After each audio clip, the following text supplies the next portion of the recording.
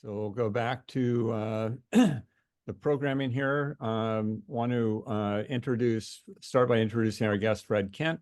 Fred was educated by luminaries like Margaret Mead and Barbara Ward while doing undergraduate and graduate work at Columbia University during the 1960s. 1970, Fred led the organizing of the first Earth Day in New York. Fred is the founder of the global placemaking movement. He founded Project for Public Spaces in 1975. As the 43-year president of Project for Public Spaces, Fred led placemaking projects in thousands of communities, including Los Altos, trained over 10,000 people in placemaking, and led PPS's successful transformation to a movement-building nonprofit until 2018. To continue to support the placemaking movement, Fred and Kathy Madden, his partner, founded a new nonprofit organization, the Placemaking Fund, and created two operating programs, the Social Life Project and Placemaking X. Fred, before turning things over to you, I want to say a bit about the period of big change Los Altos downtown is entering. The city of Los Altos' recently adopted housing element is rapidly accelerating implementation of the Los Altos downtown vision plan the city adopted in 2018, which the coalition had, I believe, played a key role in advancing that vision plan. In the next few years, we will likely see many new neighbors living downtown and working downtown as a result of housing on parking plazas 7 and 8 and elsewhere downtown and nearby, and possibly a theater on Plaza 2. And with Fred's guidance, we'll see an activated public space with underground parking on plazas 1 and part of 2, engaging pedestrian paseos on central plazas 4, 5, and 6. The Foothill Expressway and South San Antonio Road made safer for pedestrians, bicyclists that enter downtown, and more pedestrian-friendly downtown streets that hold a promise of interesting encounters, pleasant experiences, comfortable and enjoyable trips, and opportunities for discovery. Please join me in welcoming Fred Kent this morning to help us better understand how the community can guide these upcoming changes in the best possible ways. Fred, thank you so much for joining us. Thank you. We've had a long, long relationship, and we keep coming back and back and back. And at this point, you are poised for something way bigger and way more of an opportunity than you ever have in my experiences with you. And how do you do that? That's the big question. How do you become a very different city in 5 or 10 years than you are now with the zoning issues? But also there are many other issues that have to do with how various parts of the downtown and across San Antonio and into the neighborhoods on both sides of the downtown. And I'm going to try to weave a series of stories that might give some insight as to where you might try to get to in the short term, so that you can accept more of these larger scale kinds of developments and you don't get ruined by them. Most cities that we know of, the new architecture that comes in is soulless. And even in our neighborhood in Brooklyn, which was built up in the 1830s to 2000, is losing its soul with new kinds of architecture. And we also have, not many people own cars, but there is an influx of cars all the time, it seems. And so we've got a lot of issues that we have to deal with. But looking at you, you have one of the biggest opportunities we've ever seen in any city, anywhere, because of the looming changes. And how can you, in a sense, jumpstart your whole process of community building to be able to handle that as that begins to take on a new life. So, it's really been a long gestation of cities all around the world, and we're seeing some are really thriving and moving forward, others are stalling. So the challenges are bigger than ever, and so who are we? And Kim just mentioned Social Life Project and Placemaking X, and I'll do a little bit of show you what that is. So the Social Life Project story, 45 years plus, we were building the placemaking movement through Project for Public Spaces. And then we took what people would call a hard fork And we had been down in Brisbane and dealing with it as we came back. COVID erupted. We landed in Los Angeles, got on a plane to New York, went to eat at our local Australian or Argentinian restaurant, and then went back in and quarantined. And we began to look at our past. And this was the most interesting part of our lives for the last X number of years, 4 years. And the main takeaway is because we had, for so many years, Kathy and I both would go to see the best public spaces, ones we were working on, ones we weren't. And we really began to realize that if we took 150 pictures of a particular place, and when we went back and looked at it, we had a real good knack for taking the key parts of those places.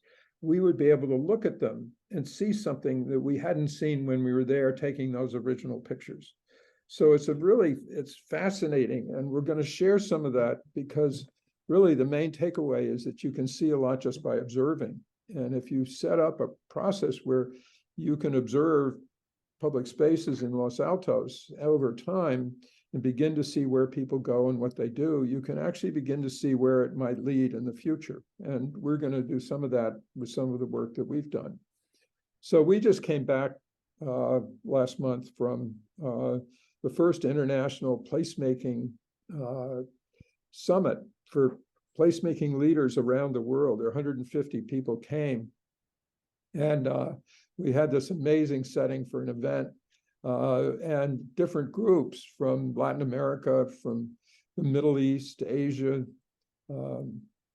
Europe, Africa, Australia, and others. There was something like 10 regions that people who came to discuss the future of placemaking and how working together we could create catalytic and systemic change on many issues.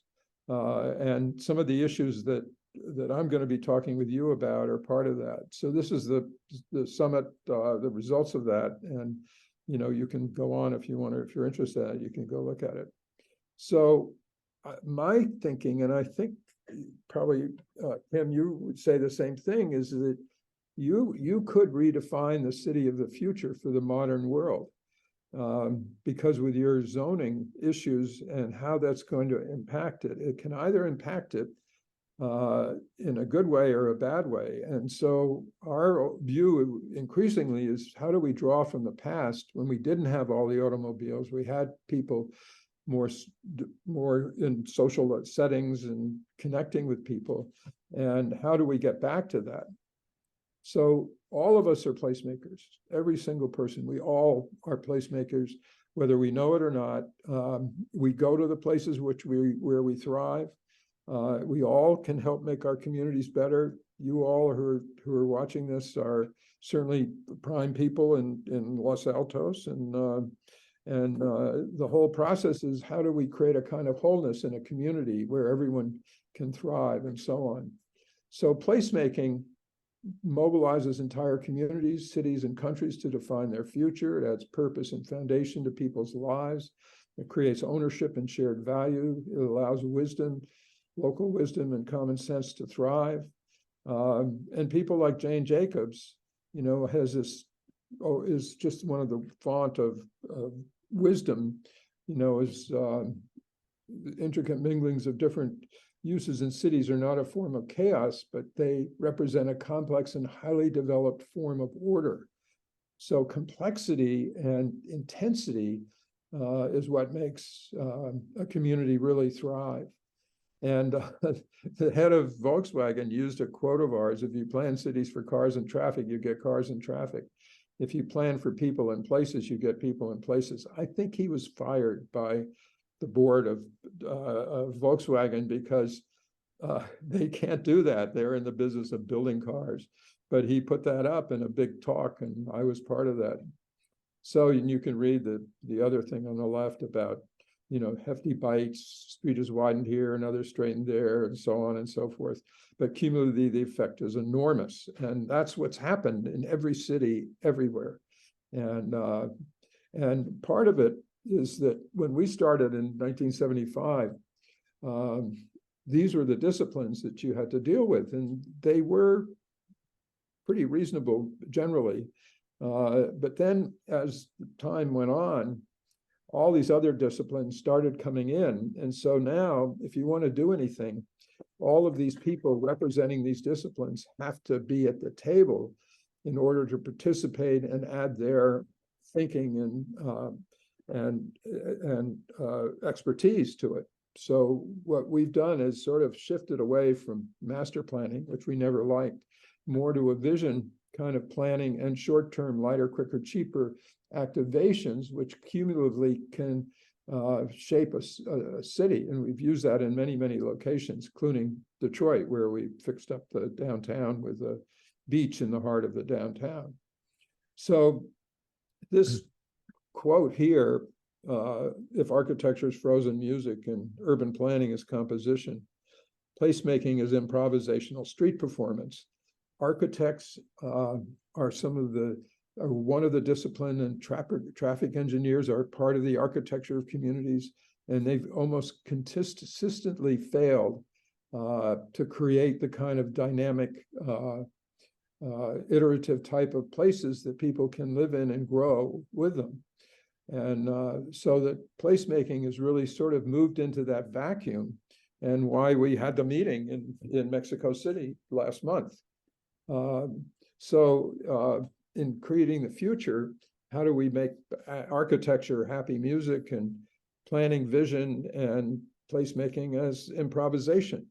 And that's sort of the upside, is that these disciplines, instead of being kind of siloed, they can become part of the solution in a way. So there are 5 campaigns that we think might be useful. And one is creating social life for all, places where people thrive, creating the heart of Los Altos with public buildings, squares, and markets, make sidewalks, streets, and intersections where people thrive, shifting the focus from cars to people.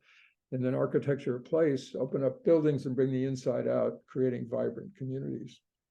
So the first one is this social life for all.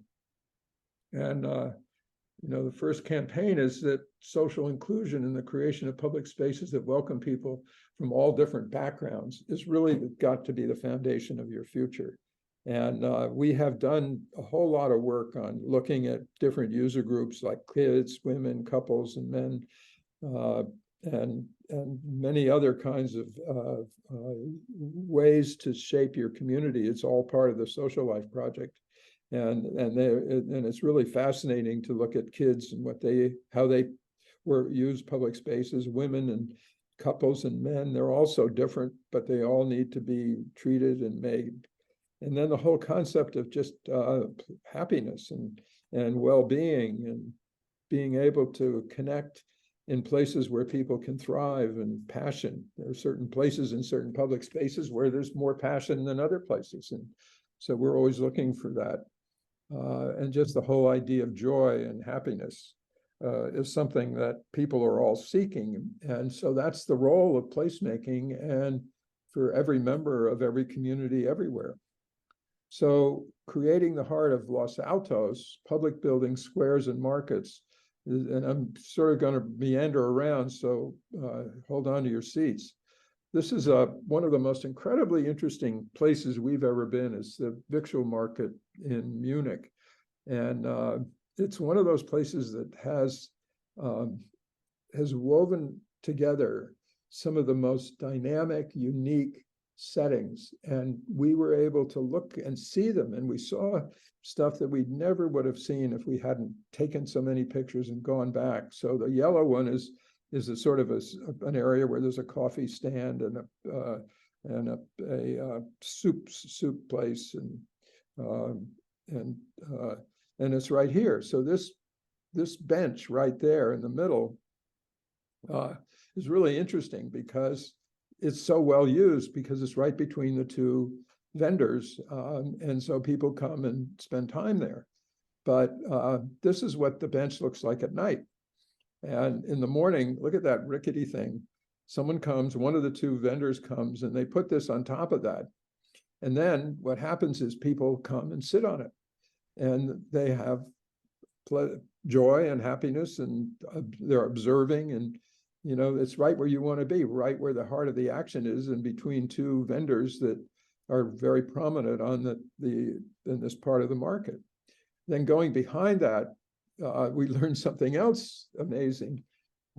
This is a coffee stand, and what these tall stands with where people can get close to each other. It's people are much closer than they would normally be if they're sitting next to each other or across from a table. So there's a lot more intimacy going on. And the one on the lower left, I guess it takes what, 5 cups of coffee to get to where they want to get to. But the one in the middle blew us away, that they see the baby carriage there. They put the baby right in the middle. So they're all right there with the baby together. And you can see the upper right is what it was like before they did that. But this kind of seating helps people to be far more intimate than they might be if they're sitting across the table. And then this little fountain right here, the coffee shop is back on the left there, is always gathering place for people coming in and getting organized, having fun, meeting, talking. And then going to the market in the red, in the tree. And I thought of this for where you have your fruit trees across San Antonio, because this is one of the most active parts of this entire place, where they have a beer garden. And the beer garden is also right next to in the middle picture, a fish market. So the fish market and the beer market are kind of connected.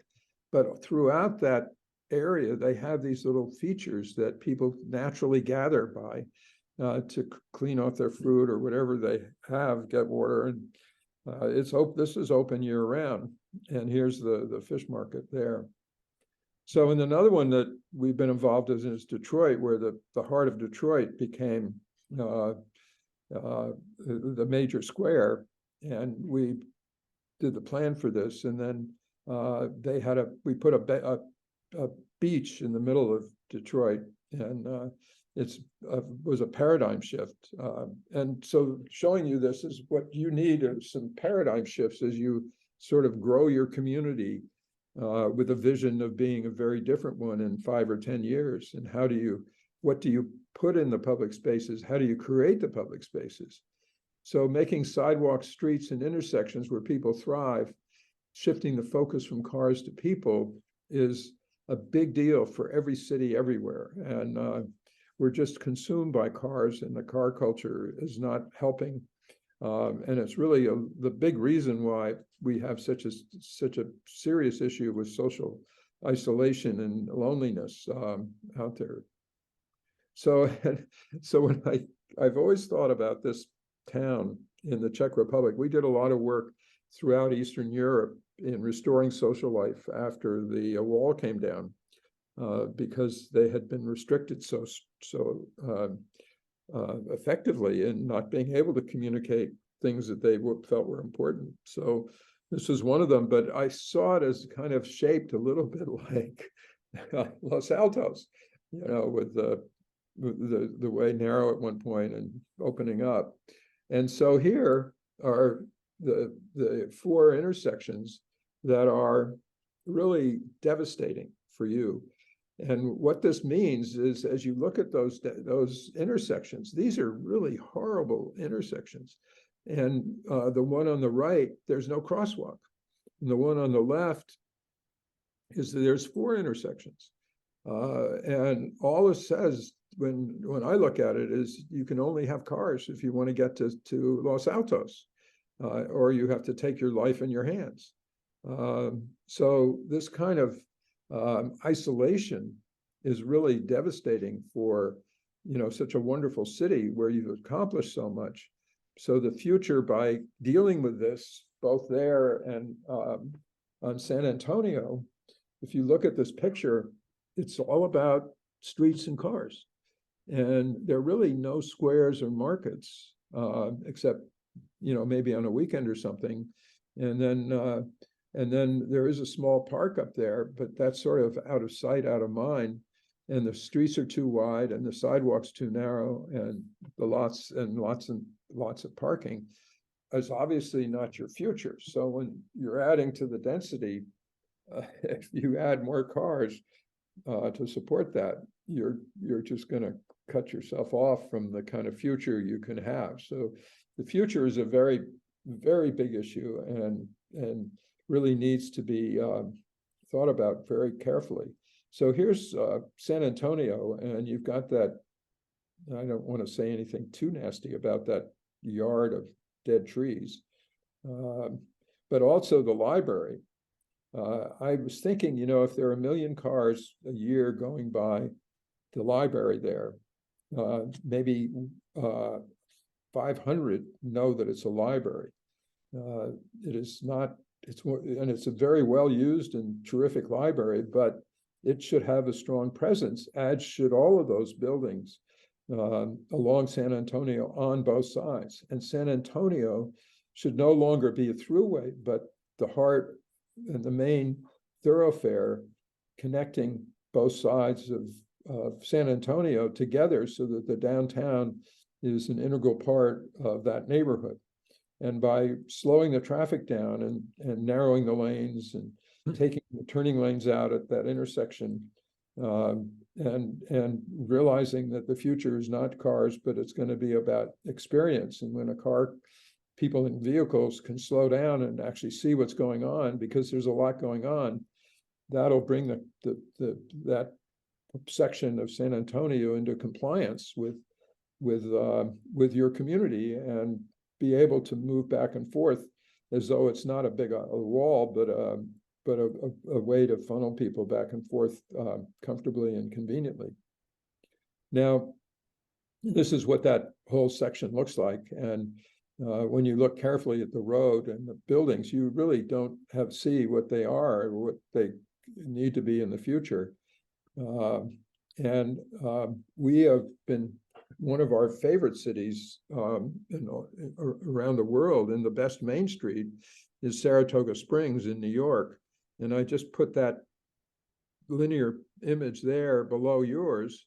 And you can see that this Saratoga Springs is a series of buildings. There are 4 or 5-story buildings. It's a very comfortable scale.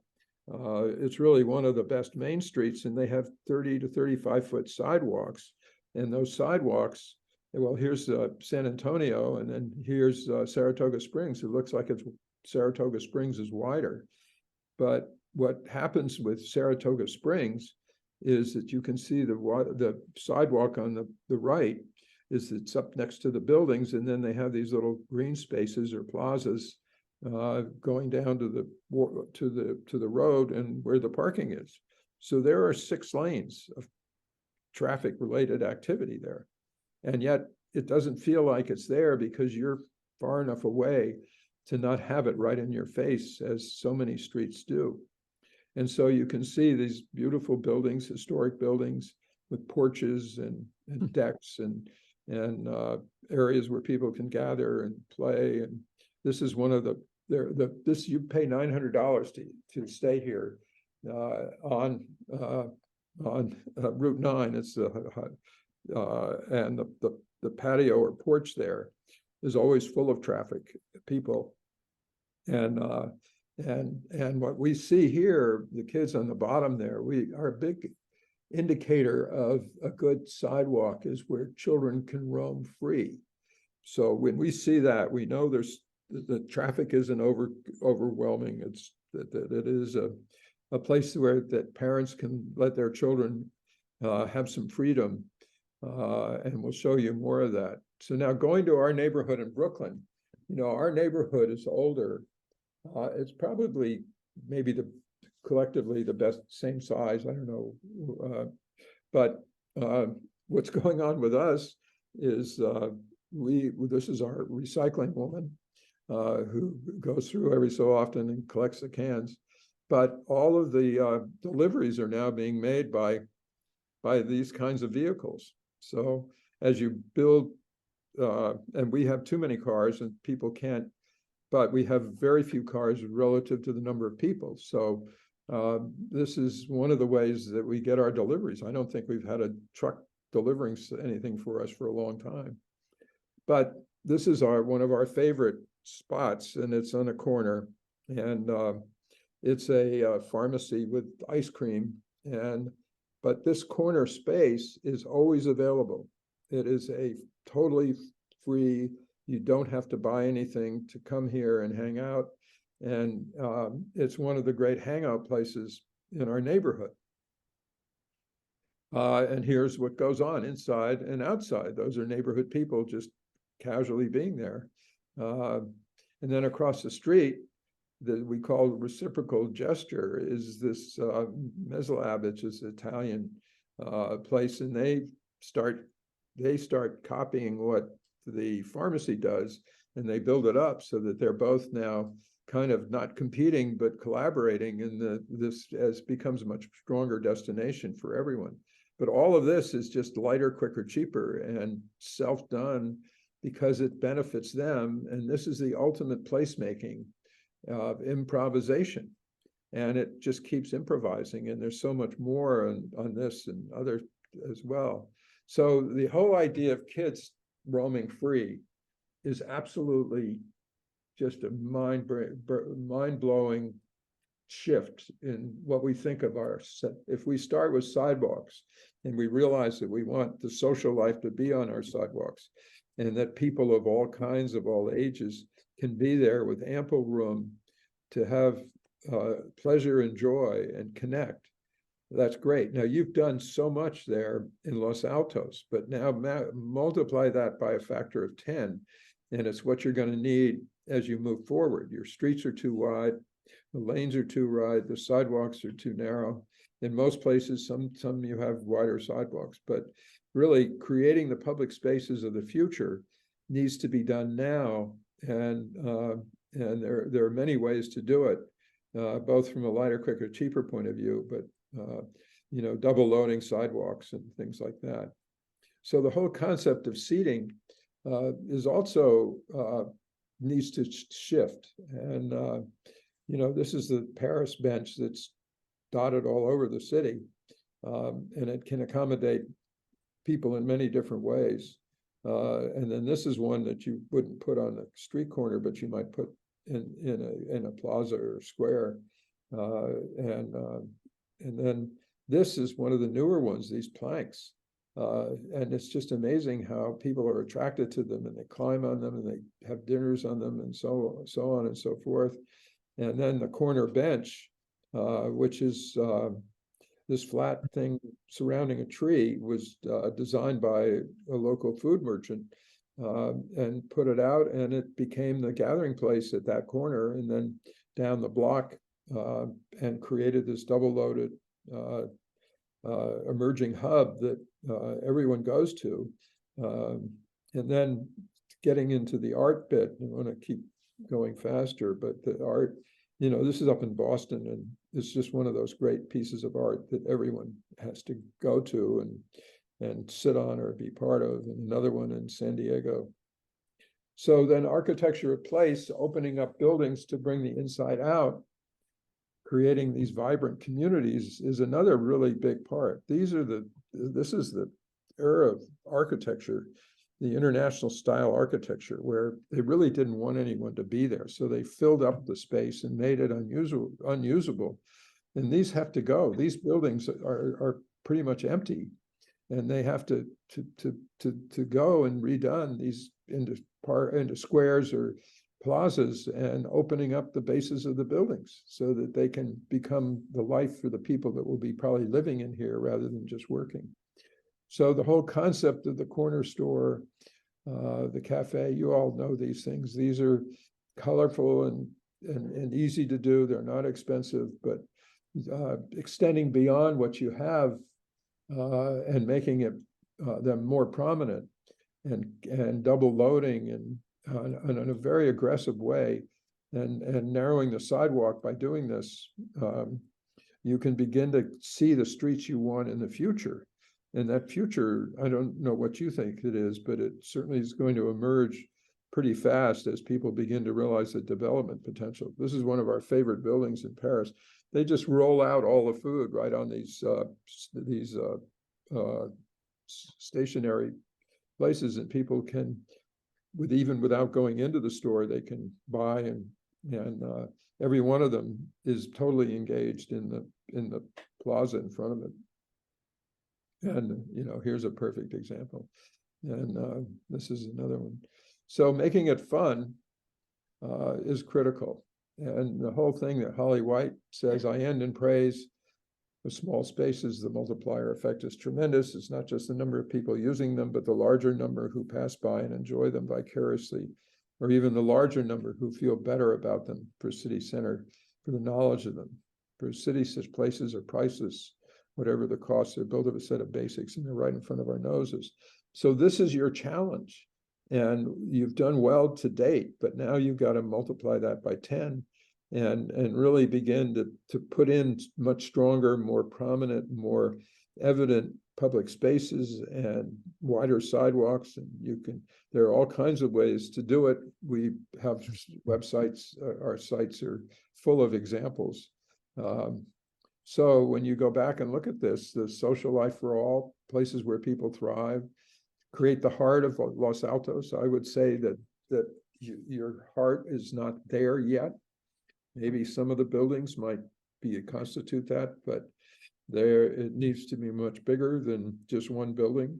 And then the sidewalks, streets, and intersections is shifting the focus from cars to people means it's probably the most important thing you can do to where your people are coming there because they aren't cars. Then opening up the buildings is that. So that's it.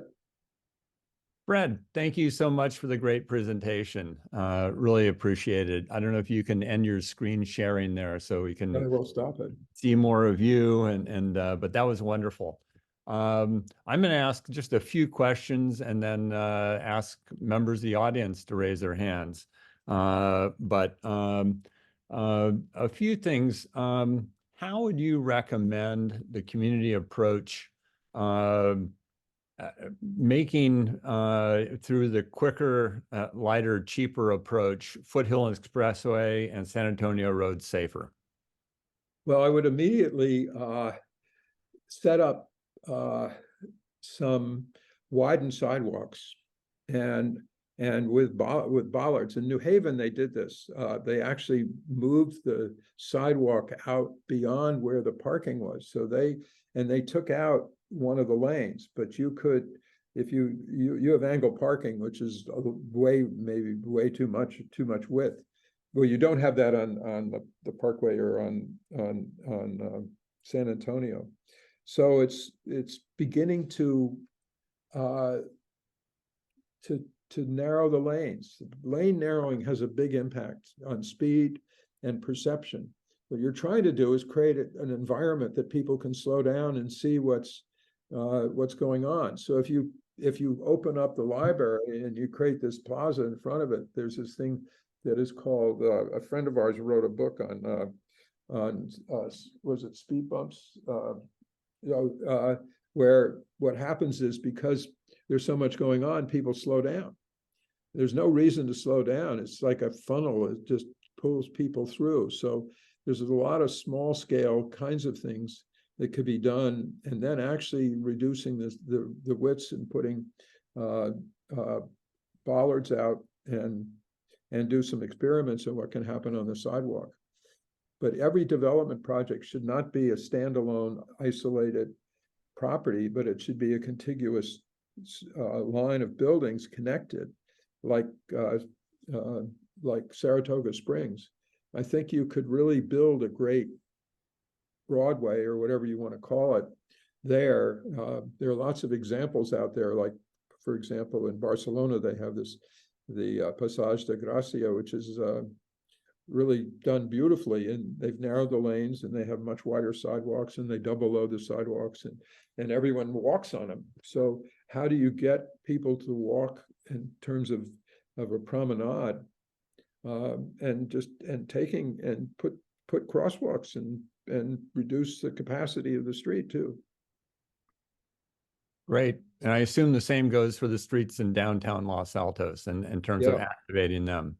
Every street is wider than it needs to be. Whatever the traffic engineers did, they took the heart and soul out whenever they implemented any of these with the kind of standards that they had to work with. And now when you turn things upside down, we always say start with the sidewalks, because it's the sidewalks you need, stupid. It's not the car space. So you can immediately start activating the sidewalks and putting more space and activations there. Great. I want to quickly get to questions from the audience here, but one last one. Do you want to say anything about the documentary about you and your work that's coming out, Placeman? Right. Yeah.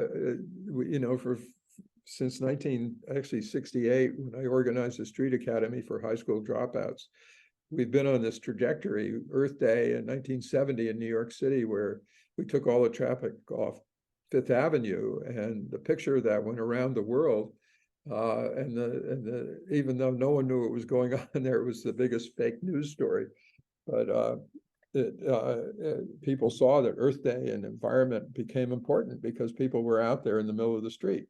So that was a big event, and then from there we were always trying to get into the environmental community, but they were always in law and science.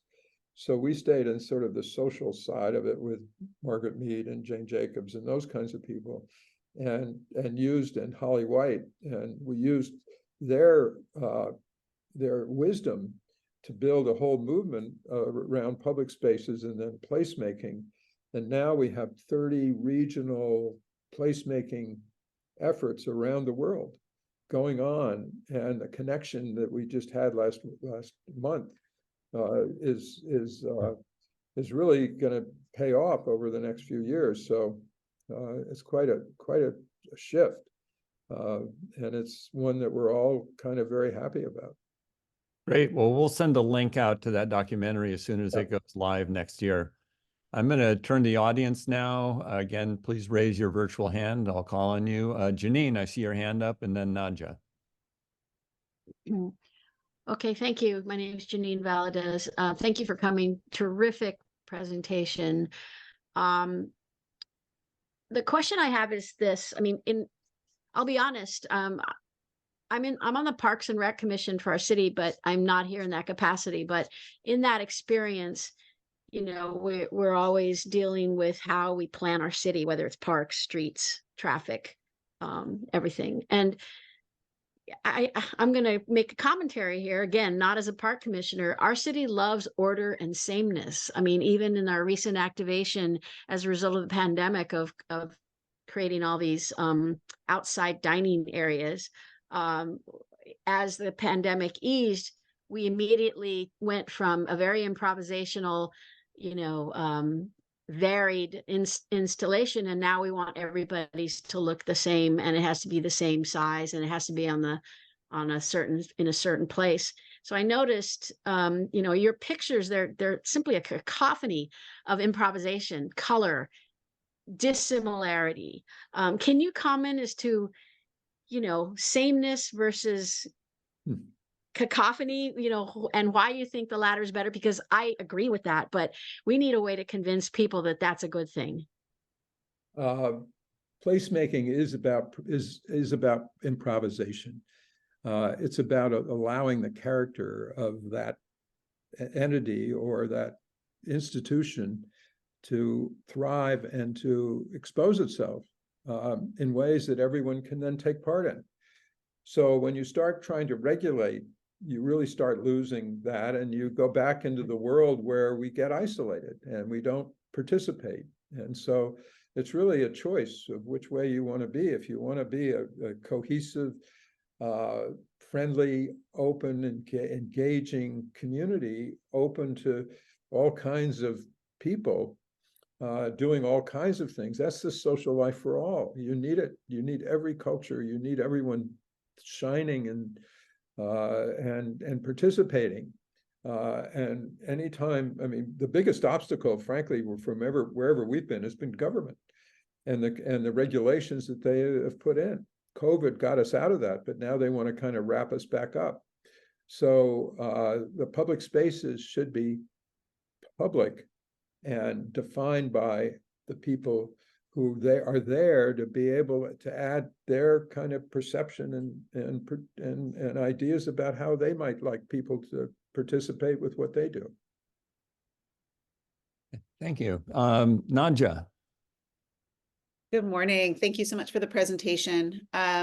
I have a question about how you have worked with other groups to represent constituents who would like to be independent and participate in this placemaking but can't. And I'm thinking specifically of teenagers and maybe elderly people who aren't driving, in terms of how they access these spaces and how their needs and interests are represented in these spaces, because they're often not at the table, you know, participating in the conversations and the decision making.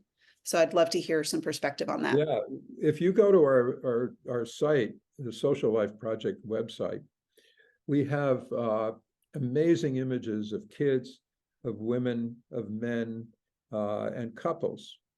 And when you look at them, you begin to see where each of those groups, they're actually quite different, more different than you would think. And so we you know, have, in a way, by showing them and how you can make sure that they're evident or there in all the spaces, that's what the kind of diversity, markets and squares. We don't use the word park. Not that it's not a bad word, but square is more about people gathering.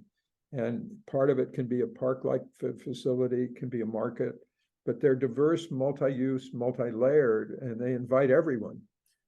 So those are and you don't have those right in the day. You have one small green park, which is nice, but not many people use it. And then you have all the public spaces across the thruway, San Antonio, and you know, they don't connect, and they're not meant to be used.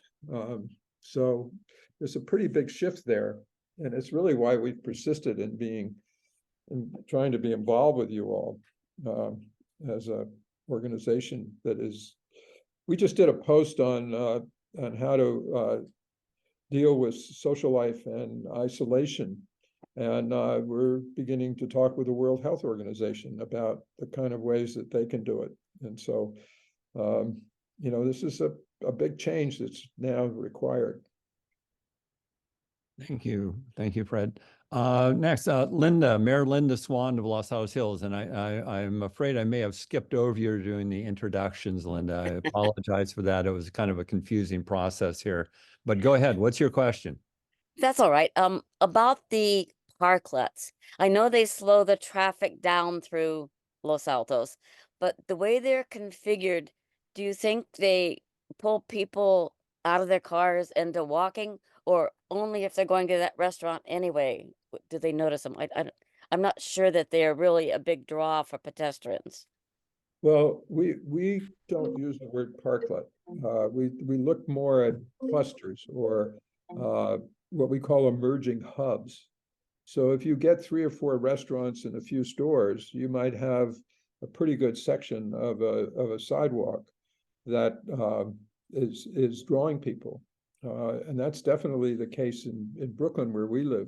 And in fact, when you do have double load the sidewalk and you have kids roaming free, then you bring all the baby carriages. So you actually get more congestion on the sidewalk than you do in the street, because the baby carriages are all lined up to be there as part of the social activity of that. So it's clustering them and then having them grow and then taking over an intersection and extending the sidewalks to facilitate additional ones is the way to go. And since you have to go through so much change now with the new densities, if you don't do it, you're going to really just be a bigger city with more cars and less amenities. It's your amenity right now that is going to make the future better and the value for everyone. Thank you. Gary Hedden, you have your hand up. Thanks, Fred, for all the good information. Clearly, doing things downtown is a super opportunity for us. I also am interested in building stronger neighborhoods, doing some of these things outside throughout the city. And so I like the concept of the 15-minute walk, where everything that you really need to get to is within 15 minutes. And that applies to parks. And if you look at a map of Los Altos, we don't have an even distribution of parks. So if land is expensive, so I'm curious, how small a park is still functional and useful? Well, we would say make a square and make an intersection a public space. In other words, make it so that you can't drive through, but you drive up to and you walk your car through it. So you could do lots of intersections that are public spaces that are have amenities on them. And then you can spread it around the corner if you have any stores or anything, or you can extend the sidewalk so that you have a gathering place. And then some people actually paint the corners, the intersections, so that they have a local ownership. So no street can be left untouched. You move forward with this campaign to create social life and sense of place. And you've got a lot of streets that need some major redoing. So you close the intersection. The street is closed off. You don't close it. You walk your car through the intersection. We did a post on killer intersections and shared space intersection. If you go to Social Life Project, you'll see it. It's amazing what happens when the street kind of narrows and more people come to the point where no one wants to go through that street in a car unless they're there to experience what's going on. So it's a fantastic example in Delray Beach, where we are right now, of how amazing a good street can become. But you can't have a sidewalk crosswalk more than 20 feet. And don't put turn lanes, take out turn lanes. Everything the traffic engineer has done has been there to get their client more space. So it's a paradigm shift. And once you start moving in that direction, which you now have to, if you don't, you're in duck soup. You can really begin to see on the other side, where you have a city that is much more about the past and about a future that you want to live in. So, but right now we're at a juncture where you either can create a future or you succumb to the car, and just stay isolated and lonely and so on. Thank you. Thank you. Penny, I see you have your hand up. I do. Fred, do you mean by walk your car through the intersection, just drive slowly? Yeah. Okay. And yeah, I mean, it's so much fun. If you go, you should look at our post. I should have put some images in, because people they don't go any faster than someone who might be walking fast. And they go slow and they're looking out the window and you can't believe it.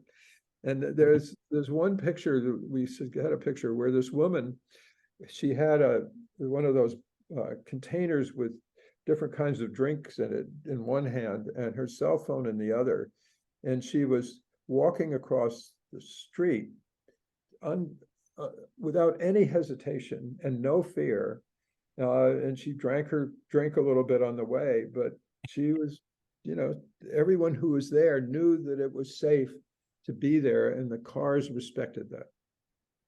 Well, sort of, that's what we've done with making the intersections four-way stops, because people do slow down and go slowly. Well, there's actually a light at this intersection, but no one pays any attention to the light. So you don't really, those kinds of shared space, you don't really need lights or stop signs. And in fact, you kind of want people to, when they can go, and it's part of the experience. Believe me, we go and have dinner on the corner just to watch. Thank you. Great. Thank you so much. Good. Well, we're coming to the end of our program here. So I want to thank you, Fred, so much for a great conversation. It's been wonderful to have you with us.